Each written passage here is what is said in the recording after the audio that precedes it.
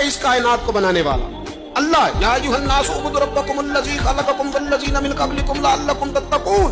ऐ लोगों, उस रब की इबादत करो जिसने तुम्हें पैदा किया है। खुद बखुद नहीं तुम पैदा हुए, तुम्हें उसने पैदा किया है। तुमसे पहलों को भी उसने इबादत करो उसकी, लअल्लकुम तत्तक़ून, ताकि तुम परहेजगार हो जाओ।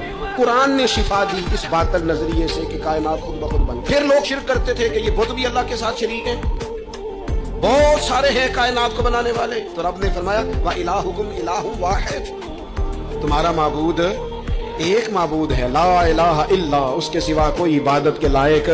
हाँ, हुवर रहमानुर रहीम, है बड़ा ही मेहरबान, निहायत ही रहम फरमाने वाला है, बड़ा मेहरबान है, बड़ा करीम। ये सारे कुफ्र से, शिर्क से, इल्हाद। फिर लोग कहते थे दुनिया में आए हैं, मरेंगे तो बात खत्म हो जाएगी। मामला ये इस दुनिया तक है। इस मर्ज का भी कुरान ने इलाज किया। ये भी बीमारी है कि कायनात यहीं खत्म हो जाएगी, खाओ पियो मौज करो। कुरान ने कहा नहीं, वल आखिरतु खैरुम व अबका, आखिरत तुम्हारे लिए बेहतर भी है और हमेशा रहने वाली भी है। कुरान मजीद ने आखिरत का तसव्वुर पेश किया।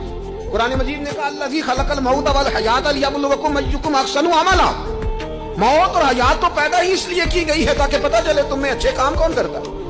एक नजरिया दिया कुरान पाक ने, सोच दी, जीने का ढाप और सलीका दिया।